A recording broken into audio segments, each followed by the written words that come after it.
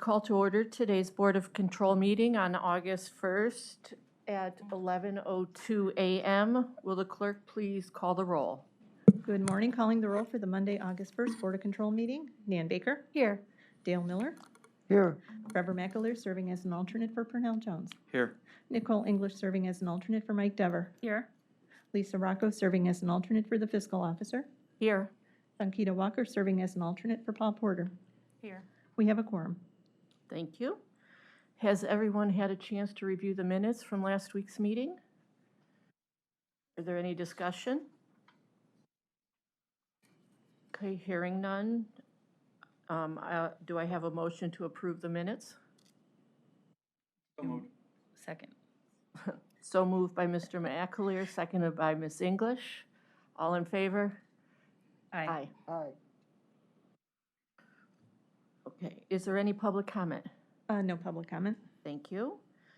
All right, are there any tabled items? And no tabled items. All right, thank you. First item is BC 2022-463, Department of Public Works, submitting an amendment to a contract with Ozane Construction Company Incorporated for design-build services for the central booking project at the Cuyahoga County Justice Center to expand the scope of services for required construction services necessary for building permit approval, effective upon contract signature of all parties, to extend the guaranteed substantial completion date from March 31st, 2022 through December 31st, 2022, with final project completion on June 30th, 2023, and for additional funds in the amount not to exceed $326,729.33. Hi, good morning. Matt Reimer representing the Department of Public Works. This is a third guaranteed maximum price amendment for the Ozane Design Build Services contract for the purposes of constructing the central booking Sally Port level in Jail 1. The amendment here is seeking to add additional dollars based on inspection changes of scope that were added at the just in the preliminary phase 1 acceptance inspections. Specifically, we had a design bulletin number 7, which is taking up most of the pricing of this amendment, and that was for security changes that were required from the Bureau of Adult Detention inspection, and these are changes that didn't affect our phase 1 opening, but they will impact our phase 2 completion and final project completion. And they include some security door interlock technology, and then interlocking and new cameras and new security technology at our overhead doors into the Sally Port, which had previously been outside of the scope of the project. It also includes furnishings that were inadvertently left out of the guaranteed maximum price by the contractor, and then also Cleveland Division of Fire safety and egress changes that were captured during the phase 1 inspection. And then a line item for contingency for the phase 2 work once we get into that phase 2 effort. So that takes up the amendment cost. We also had some other advanced questions about how the phase 1 is being used, and I have some good numbers on that now. They were asked also last week on a corresponding item. So right now, Corrections has seen through Friday 449 inmates through the new booking area, which represents for us the phase 1 work area. And they are seeing the traditional booking processes of intake, dress-in, property, and the booking counter. We're anxious to transition Metro Health into their new spaces now, and we're anticipating doing that by the end of the week is our current schedule. Happy to answer any questions that you may have on this item. Any questions? Mr. McAleer? Good morning, Matt. I don't know if you know this, but out of the 449, right, it's my understanding that those inmates are still being processed the way they were being processed before, just in the new space, the renovated space. Do we know, is now the date to be processing incoming inmates under the new kind of central booking process? Is that going to be now June 30th, 2023, or do we know what date we will start processing them under the new procedures, or whatever you would call it? Understand. So no, that is not the date. That date only corresponds to contract and warranty, final completion, and things related to the construction effort and just our, our construction monitoring of the warranty period. We do, however, anticipate to introduce the stakeholders into the space as early as Labor Day is what we're hoping. But we'll take our cue from corrections on how they're able to develop their process through the new spaces and integrate Metro Health first, and then the other court stakeholders to follow. I'll defer to Associate Warden O'Donnell, who was unable to be here today, on that, and Rhonda Gibson's team, but we'll keep in touch with council staff on what that date will be. Matt, do you know if they could create just a proposed timeline that we could share with council Sure. members, just so they have a general idea of when we'll actually be processing the new central booking process? Not just using the space, I but will do that. when people will be coming on board and everything like that. That'd be helpful. Yes, sir. Yes, I agree. Thank you. Any other questions? Councilwoman Baker? The security changes that are being added, I guess you called it number 7, that doesn't seem like a, something that would be new. How does security changes not have been part of the overall scope to begin with? Why is it that we're adding security now and not part of the original contract? I'll be more specific on that particular line item, Councilwoman. So the original design scope was only for a certain portion of the Sally Port. There was existing security on the overhead doors. It was just manually operated and manually controlled by cameras and a physical watch officer. Okay. We're giving them, as part of this, and what's already installed is a completely new technology platform to be able to control their security doors, to Okay. include, and that was for the booking area itself. There is about, I want to say about 8 security doors in the booking area that those now control, that manage the perimeter of the security of the Sally Port, not just the interior doors, but Right. the secure perimeter. When ODRC came through, they wanted us to extend that technology platform to the overhead doors, which it was not originally called out to do. So we are doing that. We're adding additional cameras. We're adding a vehicle loop sensor in the Sally Port, so it further controls it. And we had originally had a control booth that was being demolished and having those controls go to the intake reception desk. They thought that there would be too much task saturation at that desk, and so we're reestablishing that security control booth Okay. for secondary controls, and also master control up on the 4th floor also will do that. It's a long-winded answer, but there are a lot of changes that they saw. They saw the benefit of the technology that was being introduced and wanted to extend it to other areas of Okay. the jail. So do you agree with the changes that they've made? You don't think it's overkill? You think that this is something that we should be doing? I believe, yeah, with that capability in place now, yes, I believe it's, Do you believe that there'll good be any recommendation. more in time, that they'll say we need to do even more to security? Or do you think this is going to pretty well wrap it up? no, I think this wraps it up. I think we have that all ironed out with ODRC, yes. Is there a considerable amount of dollars spent on the furnishings that were left out? $18,573, and these are primarily for corrections-type chairs, task chairs for the booking counter, and the corrections-appropriate meeting tables in the interview rooms and interview spaces. Okay, that was just not part of the contract. So it was part of the design. They left it out of their pricing for the guaranteed maximum price, and when we caught that, we had them add it back in, and it's showing in this amendment. Okay, We're currently using temporary interim furnishings that are out of correction stock until we get these new furnishings in. okay. Appreciate the answers. Thank you. Thanks. Any other questions? Mr. McAleer? Sorry, just on, so the way I'm reading this, right, there's $50,000 for contingency for phase 2. Yes. Was there a contingency for phase 1, and did we utilize all of the contingency? There was, and we did. Specifically, some of these security changes also impacted our Phase 1 work area, and we used up all of our contingency to be able to open Phase 1 and implement those security changes in Phase 1. So we isolated the amendment to include only the Phase 2 changes that were forthcoming. Do you know the dollar amount that was in phase 1 contingency? We had $2 amounts because we did increase the contingency with the previous amendment also. Trevor, I'm going to give you an order of magnitude. I believe it was in the $150,000 range, but let me, I can follow up specifically For on for what that both, amount was. totally, I around will there, do okay. that. Yeah, Yes, sir. just curious of Mhm. what we are. Thank you. Any further discussion? Hearing none, I move to approve this item. Is there a second? Seconded by Councilman Miller. All in favor? Aye. Opposed? Item passes.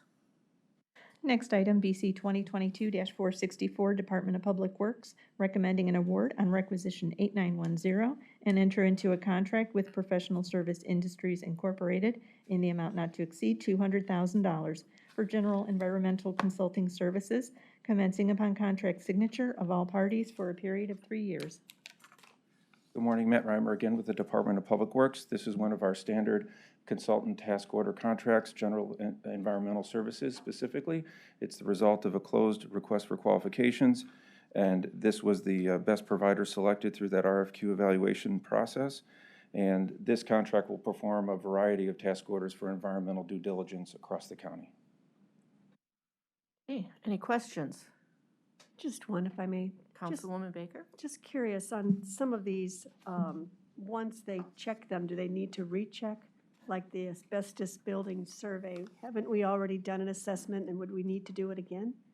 So most of our buildings, yes, we will have already done asbestos building surveys. One example I can think of is we just procured the building for Veteran Services Commission at 3950 Chester. And to do some environmental due diligence of that new building, Right. we would have done an asbestos survey. Same thing with the men's shelter expansion project that we're working on when we acquired a new building. So many of these are limited to perhaps newer purchases that we've made, not so much what we've already. Perhaps, or even if it's an area that maybe requires an update, or. Yeah, right. the list is Mhm. really an exhaustive task list of possible things that we needed them to be qualified to do, Yeah. not necessarily that they will do all of them in all of our buildings. Okay, That's just kind of a menu of things that this consultant can do if we need them to. okay. So- Because I mean, a lot of these things, I think. Yes, Once you survey a building for asbestos, you should check that off. correct. You shouldn't have to go Correct. back and Correct. Right. check it again, and Yeah, hazardous so it- materials and, you know. Right, it's more just a list of things they could be tasked to do. And Okay. like Matt said, a lot of times it's these new buildings that either come online or an old building that we're gonna do some work in that we need, to update or. Okay, good, thank you. Any other questions? Okay, hearing none, I move to approve this item. Is there a second? A Second. second. Second by Councilwoman Baker. All in favor? Aye. Opposed? Item passes. Thank you. Next item, BC 2022-465, Fiscal Department, submitting an RFP exemption, which will result in an award recommendation to Miller James Incorporated in the amount not to exceed $10,950.30 for the rental of audiovisual equipment for use at the Cuyahoga County forfeited land sale to be held at the Huntington Convention Center for the period August 8th, 2022 through August 12th, 2022, and recommending an award in connection with said RFP exemption. Michael Zapola, Fiscal Office. Basically, this is just for the audiovisual equipment needed for the forfeited land sale, as Sharon just read. Are there any questions? Mr. McAleer? Like, we got the space for rent-free, correct? Yes, Okay. that is correct. Thank you. Any further questions? Hearing none, I make a motion to approve this item. Is there a second? Second. Second by Ms. English. All in favor? Aye. Aye. Opposed?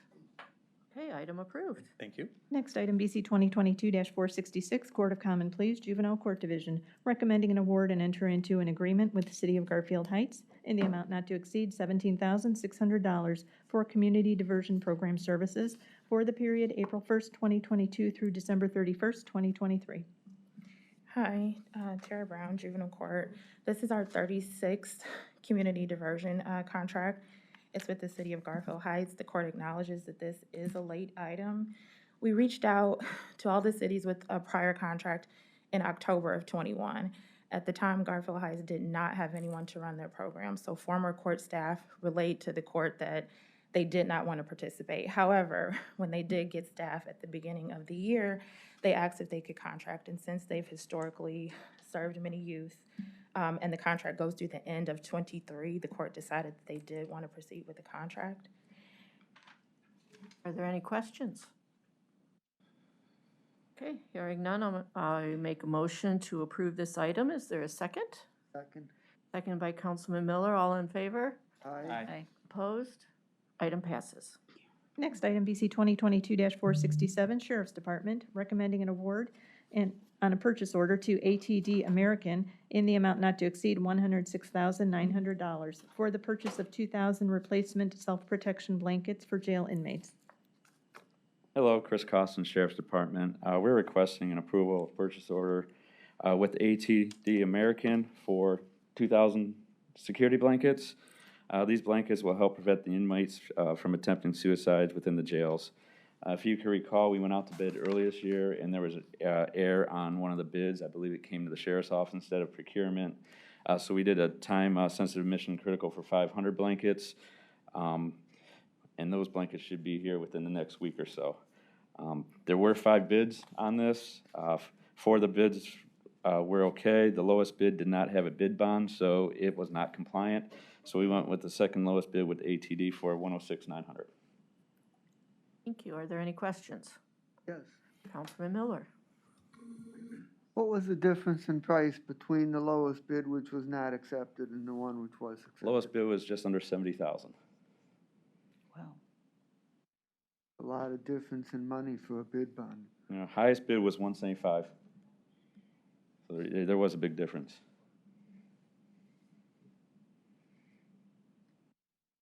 Councilwoman? So did you say the 500 blankets that were, I thought we did that. I couldn't quite remember. We did that back in May. Yeah. We did Did time-sensitive they have mission still not come in yet? They had a shipping supply issue. We did reach out to them this morning. They're on track to get them here within the next week or two. And how about the 2,000 that you are now ordering? They're promising 30 to 45 days after approval. All right, good, Mhm. thanks. Any other questions? Yes, I'm wondering whether, for $37,000 plus, whether we should think about, rejecting all the bids and rebidding and telling the one that, didn't get a bid bond that they gotta get a bid bond and hope they, submit a compliant bid and try. Well, that would not be my call. I think that'd be procurement. But I mean, if we do that, we're gonna have to do another time-sensitive mission critical, because these blankets are running low. I do have Associate Warden Shimo here to talk about the blankets in the jail itself, and she has more idea about that. You wanna come up? Can procurement talk to the So- logistics or so law the of the bid bid bond?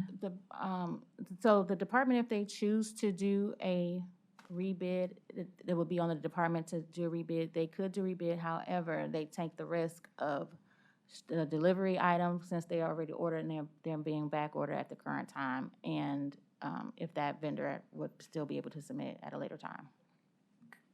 Could you discuss the bid bond, though, and, I mean, do you waive a bid bond ever, or what does that mean to the process? And- So you want to do a legal? So the bid bond is required as a security for the county. So if at some point they are not able to deliver a service or they renege on the service as agreed, that is our security to get reimbursed for the inconvenience. So we have to have a bid bond for any form of process, especially over $50,000.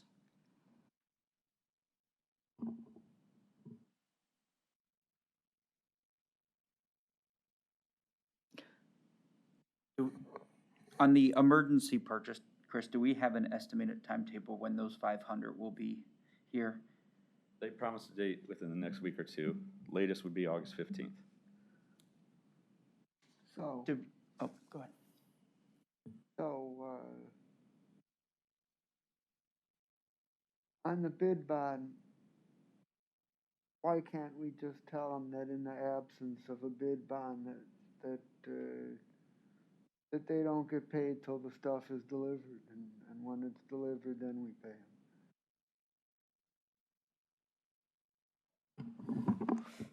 This is Jared from the Law Department. We want to make sure that when we do a formal process that we're going to remain in keeping with what the words and what we asked for. So in this case, we had a formal request that went out to, I don't know how many, and how many people responded? So 5 responded. So we want to make sure that whenever we do that, we have the same rules apply to every single prospective vendor. Changing the rules and changing the requirement that was already in there when it was submitted is unfair to the other vendors that have followed the rules. So whenever we do a formal process like that, that's what we're trying to do, is encourage competition, but also remain completely fair. That's why we're hesitant, and I don't know if, in a case where we have waived a bid bond when there are multiple vendors, I don't even know if that's ever been done. Did the lowest bidder acknowledge, was it an error, was it, we're just not doing it? What did they provide any detail why they didn't submit a bid bond? I have not seen detail. I believe these go directly to procurement when the bids come in, so they would see them, not the sheriff's department. When the tabulation is completed in the purchasing department, they don't reach out to the vendor for questions unless the department requests a waiver from law to circumvent the process. So the vendor was not contacted on the compliance of why they did not submit the bid bond.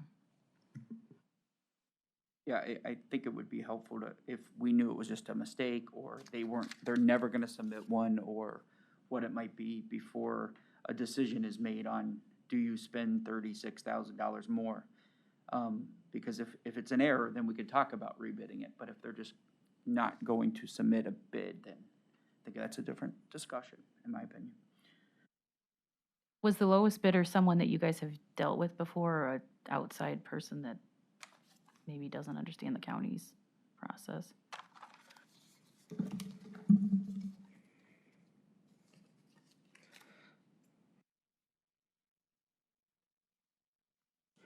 They're the ones who we went with Mission Critical. So it's someone that it's Now that, reliable. they're the ones that have given us the supply issue, so if we have to go Mission Critical, we're short in the jail as it is.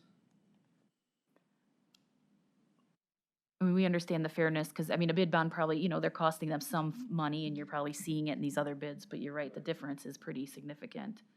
So Right, that that's bid what's bond's not making us costing them $36,000, right? $36,000, right? Exactly. So that's the concern. Is there any other discussion? So back Councilwoman? to the 500 blankets that were sensitive, mission critical. Were you anticipating at the time that this went through mission critical that it would take until, No, 2 weeks ago, we reached out to them asking where the shipment was. yeah? It's a smaller company, it's a family-owned company, and they did say they were having supply issues. They did apologize for not reaching out to us sooner, or we would have stopped it earlier. But since we already placed the order, they already ordered the parts, they can't go ahead and cancel this order. Okay, so do you anticipate that perhaps we'll run into the same problem with the larger order that was just placed by the same people? Well, we were promised 30 to 45 days after approval that they could Mhm. go ahead and ship with us. We did verify that last week. Okay. Were those promises made for this time-sensitive one? I wasn't involved with the time-sensitive one. I just saw the back end of it. But I do know that we got an email this morning saying the time-sensitive one will be here next week or two. Next week or two. Okay, and what is your position on the stopgap that we ordered these 500? Are we seriously in need, or are you able to manage with what we have? Associate Warden Damara Shima with the Correction Center. Yes, we can manage. You manage with what you have? We can, Okay, then when those 500 come in, will you use them right away? absolutely. And then the other 2,000, what is that, just for future use? That For- is to make sure that we remove all of the remaining gray wool blankets from the jail Okay, to make sure we have inventory for the new booking area, central booking, to give them a good amount of supply and to have enough on hand to replace while we wait for the rest of the blankets to come in. okay. All right, sounds like we're in need of them then. So, if I understand this right,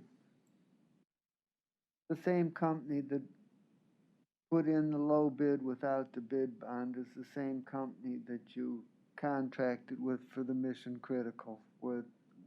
Is that what you said? Yes. And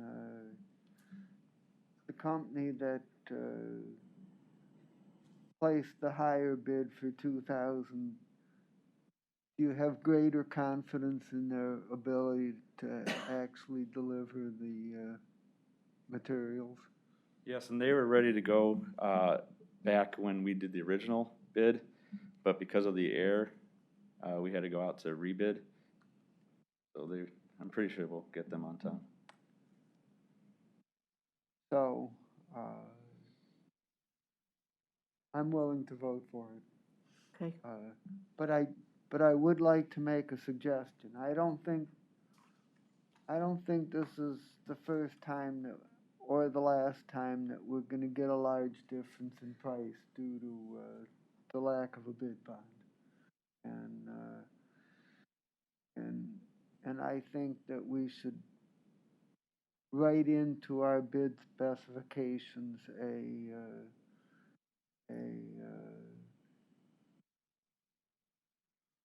provision that allows us at our discretion to waive the bid bond if, under conditions negotiated between the two parties if there's a large difference in price. I will make sure, Just- Director. Think about how we could structure that. If I may. yes, Councilwoman? Also concerning is that we used the same company that was time sensitive, and they only got back to you when you reached out to them, and then they're late in getting us the first 500, and we turned around and ordered another 2,000, hoping that they will come through the second time. But that's a little concerning that we would use the same company twice when they haven't even performed for the time sensitive. Well, ATD is not the company that was used for mission critical. This is a Oh, I thought it different was the company. same. No, it's not the same one. Oh, The The lowest bidder bid was, is the the. Oh, lowest the bid lowest was the bid. mission critical vendor. okay. I appreciate that clarification. Good to know. Any further discussion? Mr. McAleer? Chris, when are the 2,000, if approved today, expected to be delivered? 30 to 45 days upon approval. Thank you. Any further discussion? Okay, hearing none, I move to approve this item. Is there a second? Second. Second by Mr. McAleer, all in favor? Aye. Opposed? Item passes. Thank you. Thank you. We're moving on to the consent agenda, items BC 2022-468 through 471.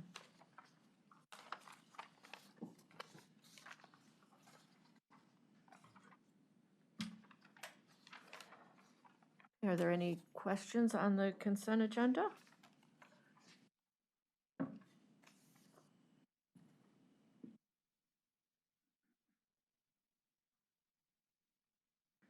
Okay, hearing none, I make a motion to approve the consent agenda items. Is there a second? Second. Seconded by Councilman Miller, all in favor? Aye.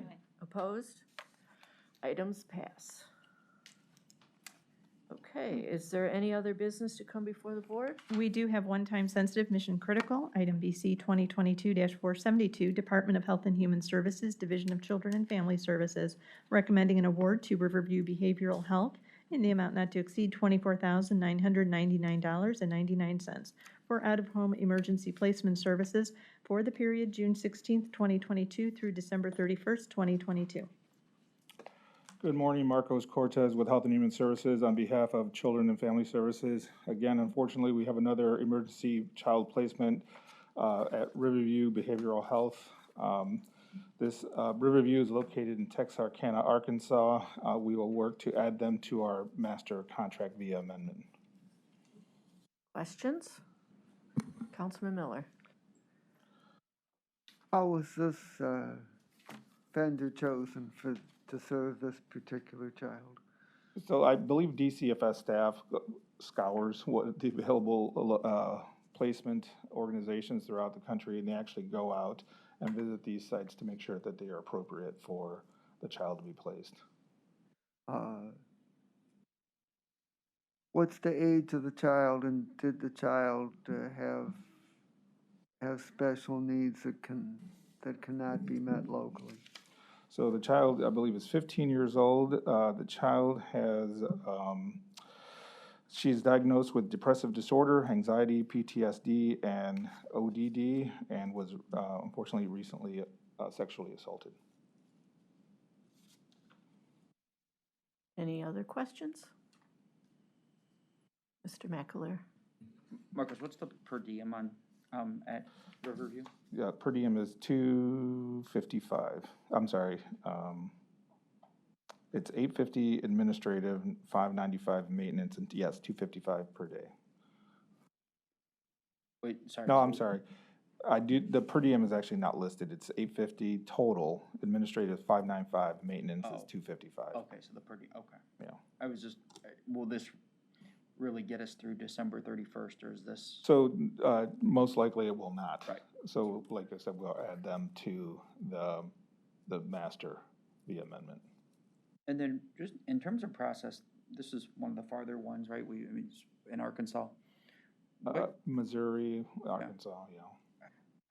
How does the child get there? So actually, that is a good question.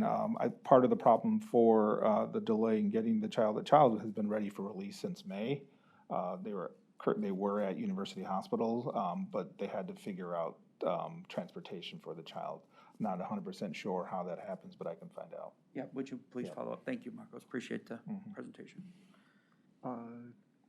Councilman Miller? I was not clear about the per diem. What was the deal on that? I believe it's $850, broken down $595 for administrative and $255 for maintenance. It was $850 a day? Yes. That is a huge amount. We have some that are much higher as well.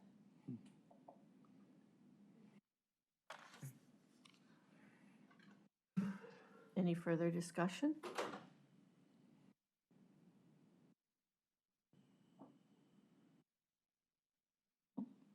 Okay. Hearing none, I will make a motion to approve this item. Is there a second? Second. Second by Mr. McAleer. All in favor? Hi. Opposed? Item passes. Okay, is there any additional public comment?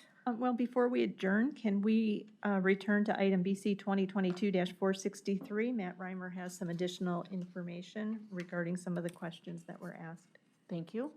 Hi, good morning, Matt Reimer at the Department of Public Works. Mr. McAleer asked about the contingency previously expended before this amendment, $533,821.14, of which I can provide the log if requested.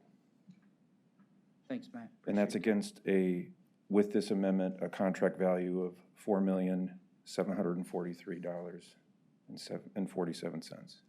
So in the whole project, right, we'll have about 600,000 in contingency that we've already spent. If we expend that, Yeah. that 50,000, yes. Thank you. Thank you. Thank you. Okay, And there's no other business and no other public comment. thank you. Then I move to adjourn. Is there a second? Second by Ms. English. All in favor? Aye.